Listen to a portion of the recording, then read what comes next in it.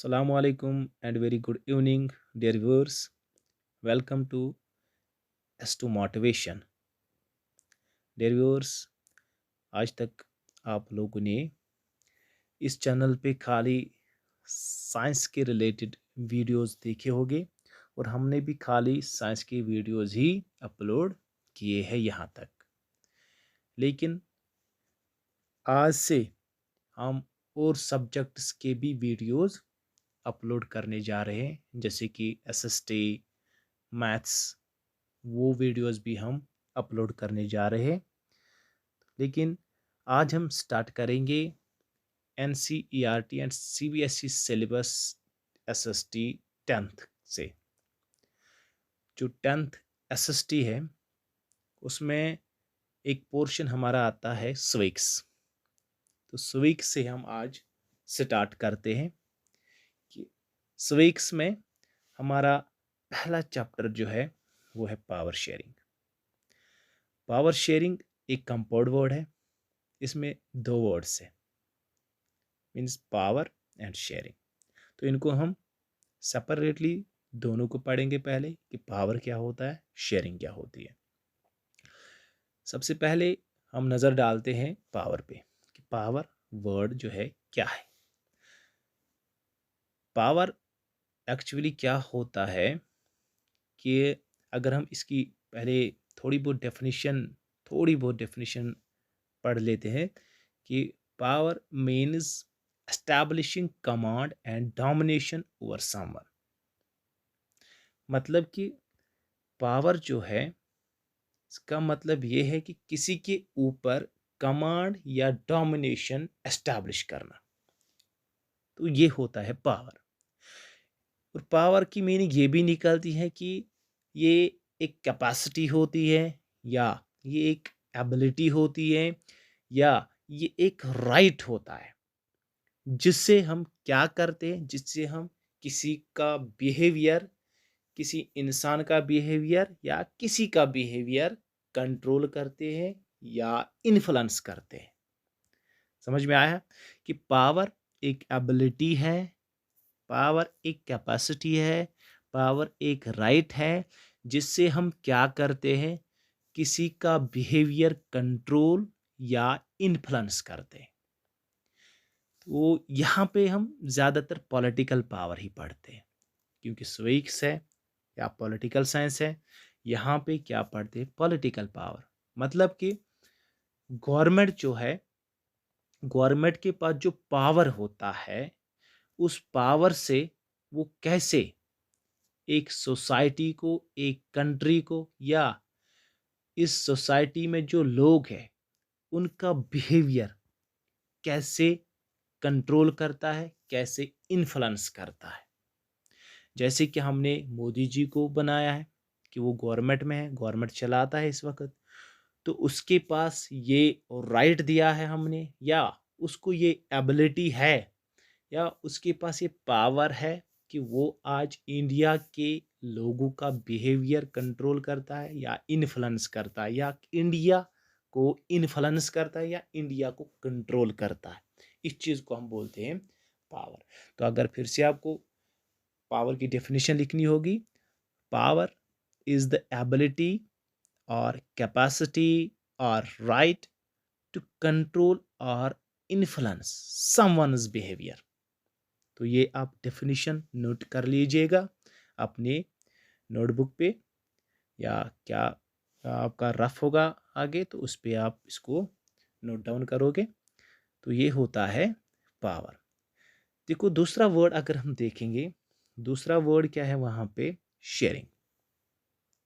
Power आपको समझ में आया। अब शेयरिंग, शेयरिंग का मतलब क्या होता है, सिंपली क्या कि डिवाइड या बांटना, शेयर करना। तो ये शेयरिंग, ये सिंपली शेयरिंग। तो ये ज़्यादा मुश्किल वर्ड नहीं है आपके लिए। मुश्किल वर्ड जो था वो था पावर, लेकिन शेयरिंग आपके लिए मुश्किल नहीं है। शेयरिंग सिंपली यहाँ पे डिवाइड या डिवीजन या बांटना, शेयर करना, उस चीज़ को बोलते हैं शेयर। तो अगर हम अब दोनों वर्ड्स को इकट्ठे लेते हैं तो ये बन जाता है पावर शेयरिंग। अब यहाँ पे मसला होता है, चलो पावर को तो हमने अलग डिफाइन किया है, शेयरिंग भी हमने जान लिया है कि शेयरिंग क्या होती है, लेकिन जब भी एक साथ आएगा वहाँ पे आपको पेपर में आएगा या किसी ने बताया कि पावर शेयरिंग क्या होती है, तो उस टाइम ये क्वेश्चन बनता है, उस टाइम ये परेशानी बन जाती है। बिल्कुल परेशानी नहीं बन जाएगी, तो मैं वो परेशानी दूर करता हूँ यहाँ पे।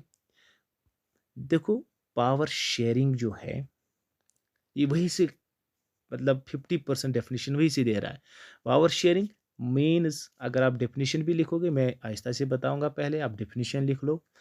Power sharing means the sharing of power, sharing of power means power को शेयर करते हैं। यहाँ तक समझ में आया? अब किन में शेयर करते हैं वो भी देख लेंगे, वो भी देख लेंगे। तो बिटवीन डिफरेंट इंस्टीट्यूशंस, इनमें जो सोसाइटी में डिफरेंट इंस्टीट्यूशंस होते हैं, डिफरेंट इदारे होते हैं, मुख्तलिफ इदारे होते हैं सोसाइटी में, उनमें पावर शेयरिंग होती है। वो डिफरेंट इंस्टीट्यूशंस क्या होते हैं, जैसे कि organs of the government, organs of the government है कि नहीं, जैसे कि जिनको हम बोलते हैं लेजिस्लेटिव, एग्जीक्यूटिव, जुडिशरी, उनको बोलते हैं ऑर्गन्स ऑफ द गवर्नमेंट। ठीक, शाबाश। तो सोशल ग्रुप्स होते हैं एक सोसाइटी में, तो वो भी वो भी इंस्टीट्यूशंस में आएगा। या पॉलिटिकल पार्टीज, पॉलिटिकल पार्टीज भी इंस्टीट्यूशंस कहलाते हैं। या प्रेशर ग्रुप्स, प्रेशर ग्रुप्स भी, प्रेशर ग्रुप्स वो भी इंस्टीट्यूशंस हैं। ठीक, आप समझ रहे हो, प्रेशर ग्रुप्स भी इंस्टीट्यूशंस हैं। इनमें बहुत सारे ऐसे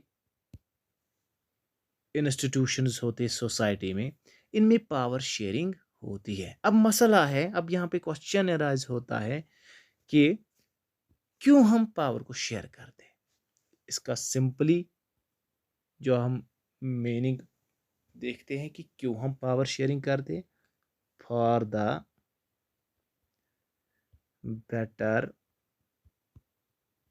functioning, for the better functioning of any system.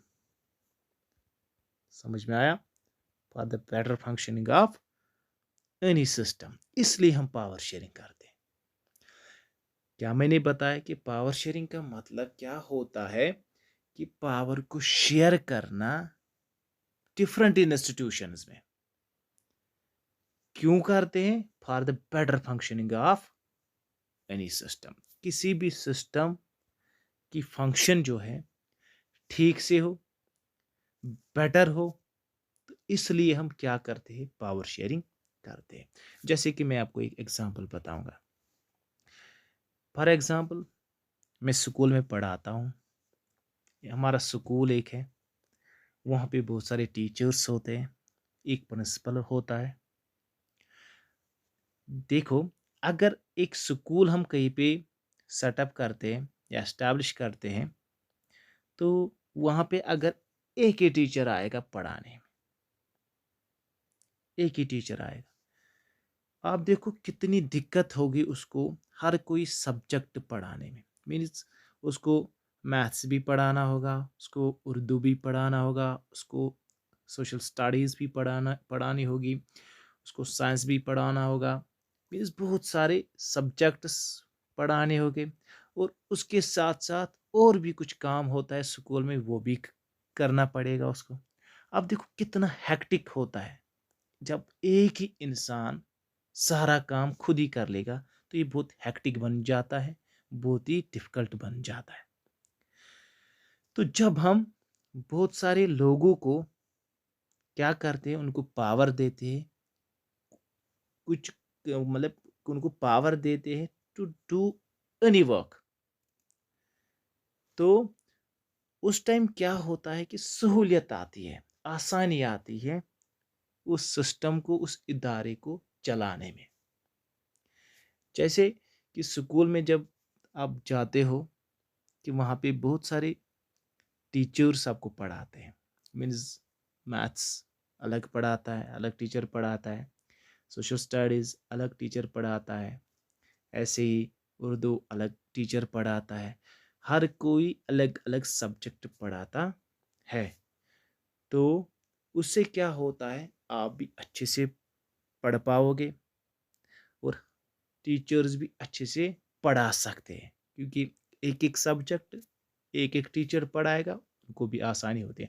अब अगर एक ही टीचर सारा पढ़ाएगा तो ये उसके लिए डिफ़िकल्ट वर्क बन पाएगा और वो इदारा जो है, वो इंस्टीट्यूशन जो है, ठीक से काम नहीं करेगा, क्योंकि एक ही इंसान हर कोई काम ठीक से अंजाम नहीं दे सकता है। अब उसके लिए हमें बहुत सारे लोगों को कंसल्ट करना पड़ता है या बहुत सारे लोगों को अलग-अलग वर्क दिया जाता है, अलग-अलग पावर दिया जाता है कि आप अपना-अपना काम अंजाम दो। उससे एक सिस्टम जो है ठीक से काम करता है, बेटर फंक्शनिंग करता है, इसीलिए हम पावर शेयरिंग करते हैं। तो आई होप आपको पावर शेयरिंग समझ में आया होगा कि पावर को हम शेयर करते हैं क्योंकि एक सिस्टम जो है वो बेटर फंक्शनिंग करे, वो ठीक से काम करे, वो अच्छे से काम करे, इसलिए हम पावर शेयरिंग करते हैं। अब आपके टेक्स्ट बुक में अगर आप देखोगे, यहाँ पे पहला ही टॉपिक इसने लिखा है बेल्जियम एंड श्रीलंका। ये दो कंट्रीज हैं, इनकी स्टोरी को हमें जानना है।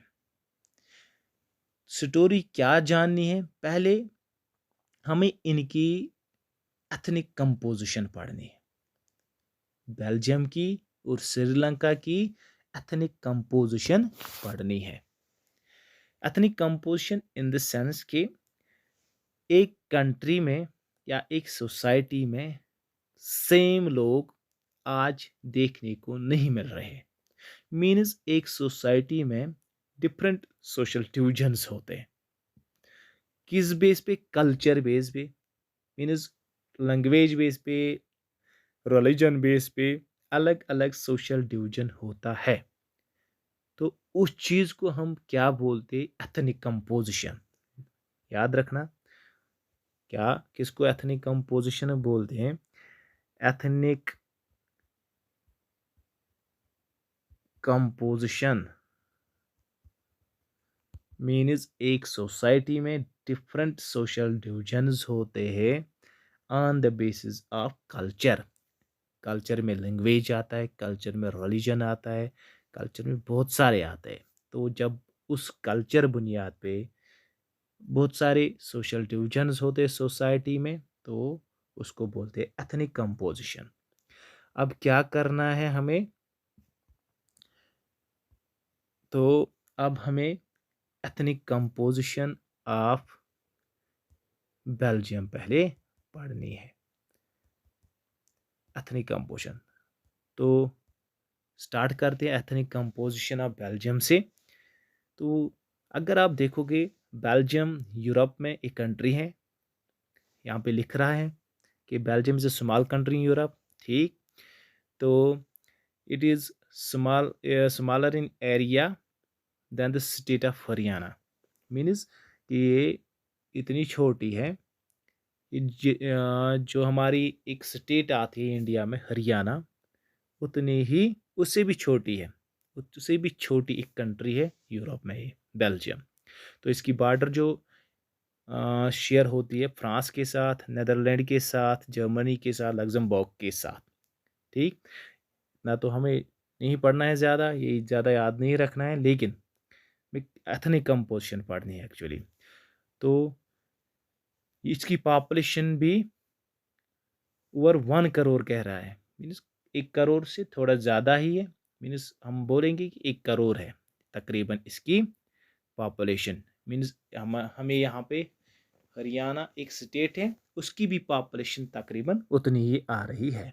ठीक, यहाँ तक समझ में आया? तो अगर हम देखेंगे, ये जो बेल्जियम है, यहाँ पे एक रीजन है जिसको बोलते हैं फ्लेमिश रीजन। ये नॉर्दर्न रीजन है। नॉर्दर्न रीजन है।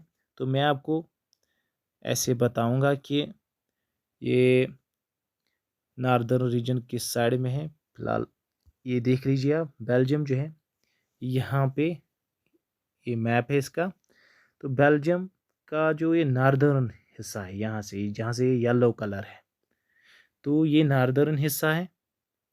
तो इसको क्या बोलते हैं, फ्लेमिश रीजन। नॉर्दर्न रीजन भी बोल सकते हो, लेकिन इसका नाम है फ्लेमिश रीजन। यहाँ पे लिख रहा है आपके टेक्स्ट बुक पे, अगर आप देखोगे ऊपर से तो फ्लेमिश रीजन लिख रहा है। तो यहाँ पे जो लोग हैं वो क्या करते हैं, वो डच लैंग्वेज स्पीक करते हैं। याद रखना, वो डच लैंग्वेज स्पीक करते हैं। फ्लेमिश रीजन क्या है, ये नॉर्दर्न रीजन है। यहाँ के जो लोग हैं डच लैंग्वेज स्पीक करते हैं। फिर जो ये नीचे वाला, ये लाल वाला जो एरिया है, ये इसको बोलते हैं वेलोनिया रीजन। क्या बोलते हैं, वेलोनिया रीजन। ये लिखा है इसने यहाँ पे, आप देख भी सकते हो। इधर कहाँ गया, कहाँ गया, हाँ, वेलोनिया रीजन यहाँ पे। तो वेलोनिया रीजन जो है यहाँ पे, ये साउदर्न साइड में, इसको साउदर्न रीजन भी बोलेंगे। तो साउदर्न रीजन में क्या है, जो लोग हैं वो स्पीक करते हैं फ्रेंच। याद रहा, शाबाश। फ्लेमिश रीजन जो नॉर्दर्न रीजन है, वहाँ पे लोग जो है डच लैंग्वेज स्पीक करते हैं। लेकिन जो ये वेलोनिया रीजन है, मीन्स साउदर्न रीजन है, ठीक, तो यहाँ के लोग जो है फ्रेंच स्पीक करते हैं, फ्रेंच स्पीक करते हैं। और अगर हम इस फ्लेमिश रीजन की बात करते हैं, मीन्स नॉर्दर्न रीजन की बात करते हैं, यहाँ पे 59%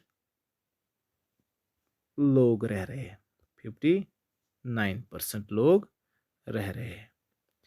और अगर हम यहाँ पे देखते हैं वेलोनिया रीजन में, वेलोनिया रीजन में कितने लोग हैं, 40% पॉपुलेशन है। तो फिर 1% बचता है। 1% जो है वो स्पीक करते हैं जर्मन लैंग्वेज। ये जो यहाँ पे आप देख रहे हो, ये मीन्स लाल कलर का ही है, लेकिन ब्लू लाइन्स यहाँ पे लगे हैं। तो ये भी कुछ एरियाज हैं इसके, छोटे छोटे एरियाज हैं। यहाँ पे जो लोग हैं ये जर्मन लैंग्वेज स्पीक करते हैं यहाँ पे। समझ में आया यहाँ तक, ठीक। अभी हम क्या पढ़ रहे हैं, अभी हम कंपोजिशन पढ़ रहे हैं बेल्जियम की, क्योंकि बाद में हमें इस स्टोरी से या इस एथनिक कंपोजिशन से कुछ सीखना है, कुछ समझना है, क्यों पावर शेयरिंग ज़रूरी है। हम क्या पढ़ रहे हैं, एक्चुअली हम पावर शेयरिंग पढ़ रहे हैं। तो वो क्यों ज़रूरी है, इसलिए हमें उससे पहले ये इसकी एथनिक कंपोजिशन या इसकी ये स्टोरी, बेल्जियम की स्टोरी पढ़नी है, और उसके बाद श्रीलंका की भी स्टोरी पढ़नी है। तो यहाँ तक आपको समझ में आया। तो ये जो यहाँ पे अगर आप देखोगे इस बेल्जियम में, ये वाला ये थोड़ा सा छोटा सा यहाँ पे जो वो छोटा सा हिस्सा है, छोटा सा रीजन है, ये कैपिटल है बेल्जियम की, ब्रसल्स है। ब्रसल्स, ब्रसल्स क्या है, कैपिटल सिटी ऑफ बेल्जियम है। यहाँ पे जो लोग हैं 80% यहाँ पे फ्रेंच स्पीकर्स है, मीन्स जो फ्रेंच लैंग्वेज स्पीक करते हैं वो 80% लोग हैं कैपिटल में। जो और फिर बचे 20%, 20% जो लोग हैं वहाँ पे वो डच स्पीक करते हैं, डच स्पीक करते हैं, मीन्स डच की यहाँ पे ब्रसल्स में माइनॉरिटी है, डच स्पीकर्स की माइनॉरिटी है यहाँ पे। कहाँ पे, बेल्जियम की कैपिटल सिटी ब्रसल्स में। यहाँ पे 80% लोग जो हैं वो क्या करते हैं, वो फ्रेंच स्पीक करते हैं। दैट मीन्स फ्रेंच स्पीकर्स की यहाँ पे क्या है, यहाँ पे मेजॉरिटी है, लेकिन डच स्पीकर्स की माइनॉरिटी है। लेकिन जब हम देखते हैं, जब हम पढ़ते हैं ऊपर ऊपर जब हम पढ़ते हैं वो ऊपर जब हम पढ़ते हैं यहाँ पे ये कह रहा है ऊपर, जब आप पढ़ोगे कि अगर कि ये जो ब्रसल्स है वहाँ पे कैपिटल सिटी में फ्रेंच स्पीकर्स की मेजॉरिटी है, मीन्स 80% लोग हैं फ्रेंच स्पीकर्स। तो डच स्पीकर्स की माइनॉरिटी वो 20% है, लेकिन डच स्पीकर जो है उनकी मेजॉरिटी आती है पूरे कंट्री में। पूरे कंट्री में उनकी मेजॉरिटी आती है। लेकिन ब्रसल्स की अगर हम बात करते हैं वहाँ पे वो माइनॉरिटी में, और फ्रेंच स्पीकर्स जो है या फ्रेंच स्पीकिंग कम्युनिटी जो है वो माइनॉरिटी में आते हैं। वो माइनॉरिटी में पूरे कंट्री में आते हैं। उनकी मेजॉरिटी है लेकिन खाली कहाँ पे, ब्रसल्स में। लेकिन जब हम पूरी कंट्री की बात करते हैं वहाँ पे इनकी माइनॉरिटी है। और ये जो फ्रेंच स्पीकर्स हैं अगर कि इनको माइनॉरिटी है पूरे कंट्री में, तो ये क्या है, यहाँ पे रिच एंड पावरफुल थे। अब देखो फ्रेंच स्पीकिंग कम्युनिटी जो है पूरे बेल्जियम में इनकी माइनॉरिटी है, लेकिन ये सबसे रिच है यहाँ पे और पावरफुल है। और जो डच स्पीकिंग कम्युनिटी जो है वो उतने अमीर और उतने पावरफुल भी नहीं है। पावरफुल मतलब कि गवर्नमेंट का पावर किनके पास था, फ्रेंच स्पीकिंग कम्युनिटी के पास, और वही अमीर भी है वहाँ पे, वो अमीर थे वहाँ पे। और जो ये है डच स्पीकिंग कम्युनिटी, वो तो पूरी कंट्री में मेजॉरिटी में है, लेकिन वही वहाँ पे गरीब भी थे और उनके पास वहाँ पे पावर भी नहीं था, वो पावरलेस थे वहाँ पे। और बाद में उनको फिर इकोनॉमिक डेवलपमेंट के बेनिफिट्स और एजुकेशन के बेनिफिट्स मिले हैं, लेकिन पहले तो नहीं मिले हैं। पहले फ्रेंच स्पीकिंग कम्युनिटी वहाँ पे रिच थे, पावरफुल थे, वही वहाँ पे डोमिनेंट थे। अब इससे क्या हुआ था, डच स्पीकिंग कम्युनिटी ने कहा, सोचा कि हम पूरे कंट्री में मेजॉरिटी में हैं, लेकिन हम ही गरीब हैं, हम ही पावरलेस हैं।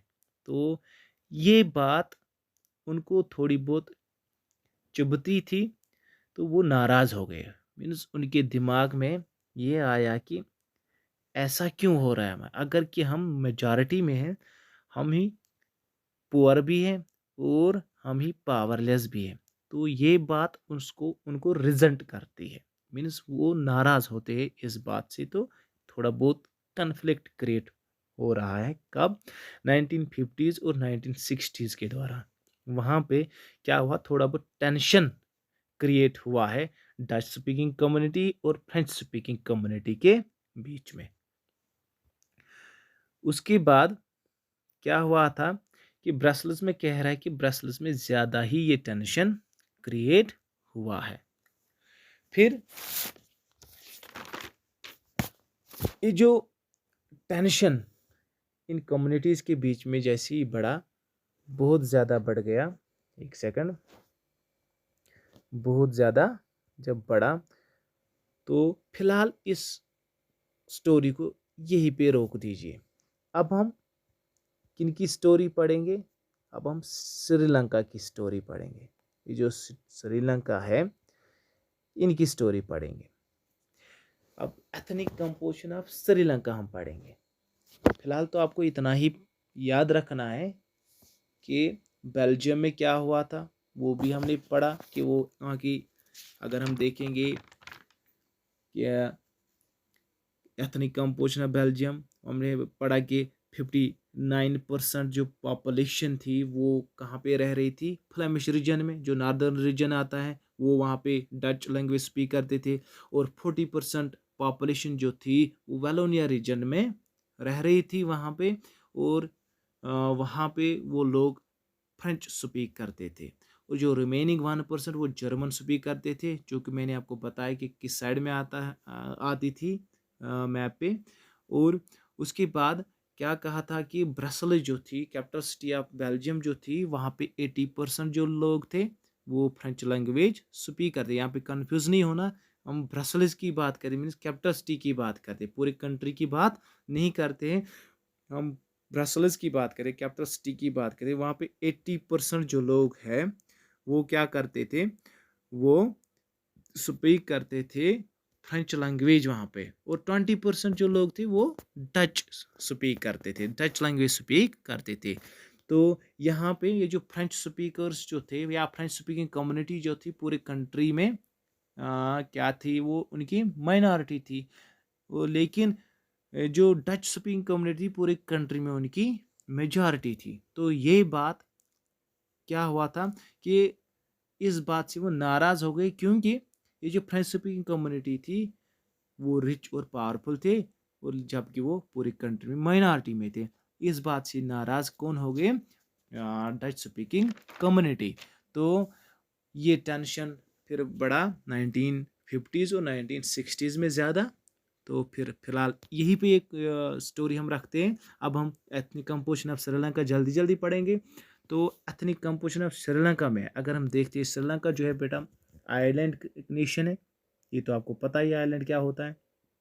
तो ये कुछ किलोमीटर्स तमिलनाडु की कोस्ट से है, वो दो कुछ किलोमीटर्स मीन्स ज़्यादा नहीं, मतलब कुछ किलोमीटर्स, वो पता नहीं कितने हैं, लेकिन बहुत नज़दीक है इंडिया को ये।